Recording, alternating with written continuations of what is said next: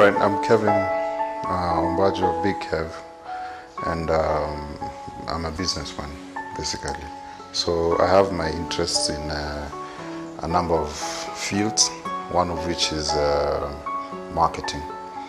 And because of that, a lot of people know me because of my media background and the fact that I've spent a lot of my life on the stage, like hosting as well as performing. Exactly 6 years ago, I was hanging out with my family in the room and watching TV, and I'd been having this like tremors on my hand, for a while, for like 2-3 months. And when I tried to ask, like the doctors and all, they'd ask me for other symptoms, and I didn't have them. So they just said, you just chill, but we'll tell you when to come in for a test. So I was hanging out with my family, we were watching a movie, and then I went into what you call a grand mal seizure.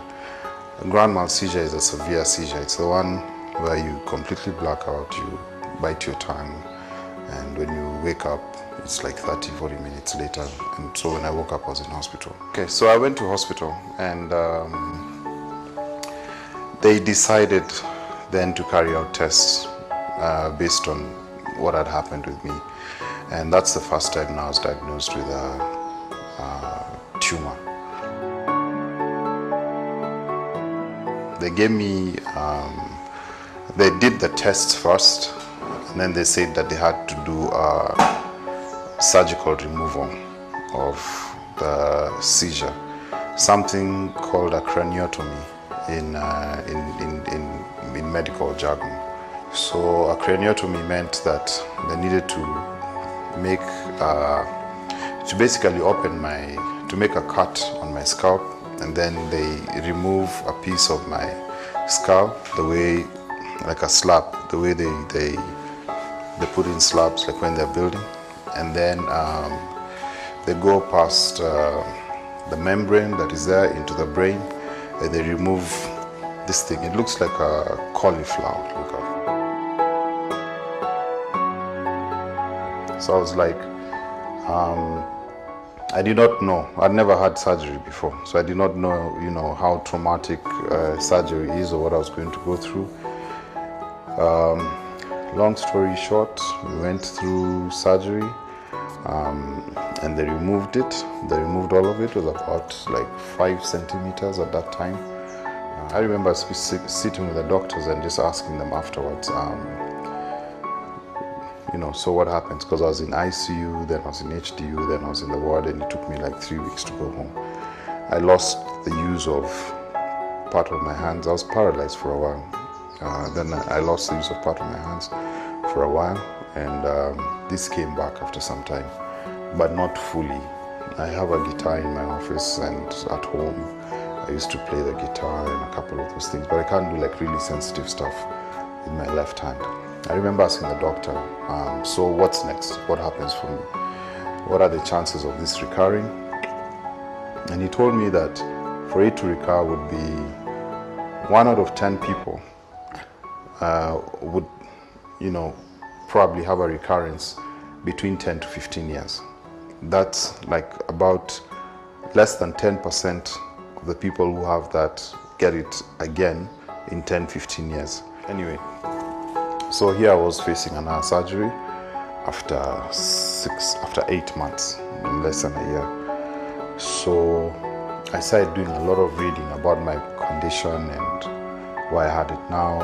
At this point, I think it's important to note that what I had is what you call an atypical meningioma. It's a type of a tumor. Atypical is WHO type 2. There's type 1, type 2, type 3, type 4 in terms of levels of aggressiveness. So what I had was a type 2, WHO type 2 atypical meningioma. The reason why it's atypical is because it can go either way. It can be benign or it can become malignant. It can be cancerous. I decided to research and read a lot about my condition. Why did I get it? in the first place. Why did I have a recurrence so quickly? What were my options in terms of treatment? These are things I did not do the first time. And what causes it? It's almost like a lottery. You can be fairly healthy and you get a meningioma, you get a tumor, and stuff like that. But there are also things, in terms of your lifestyle that you'll always be told, and they repeat these things again. Alcohol, cigarettes, not eating right, not exercising, not taking care of your body, not sleeping enough. Things like that cause your body to mutate.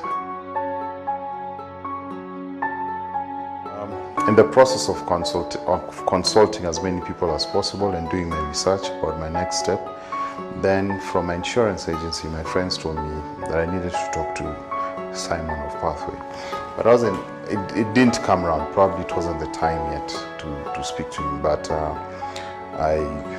my office made contact with him. We were able to meet up with Simon. And I just explained my history as I have shared. And obviously because Pathway works with a lot of medical institutions in different parts of the world that deal with what it was that I was going through. And also because I'd done quite a bit of research. I wasn't coming from a background where I did not know what I was asking for. I spoke with Pathway and we zeroed down on the hospital that I was going to have my surgery at.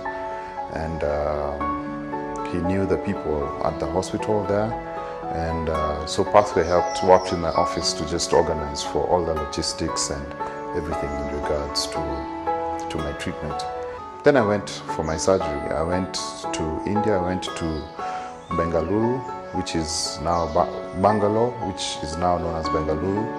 I went to Columbia Asia Hospital. I stayed in India for 1 month. I did surgery, came back home. When I came back home, I came back to work just 50-50. But throughout this time, we kept contact with the hospital directly and also through Pathway.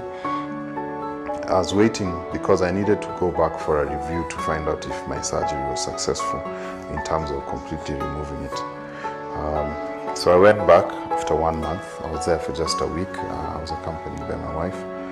And we had a good report, a solid report from the tests and from what the results of the review were.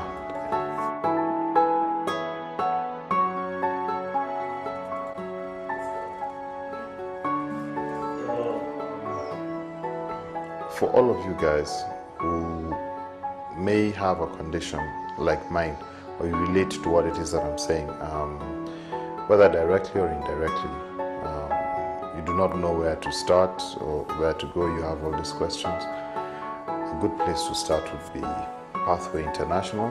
And when you're getting as much information about your condition, getting your second, third opinions, like I have said, I mean, it's okay to go to your usual doctor and all of that, but just get the second opinion, come back and talk to the guys at Pathway.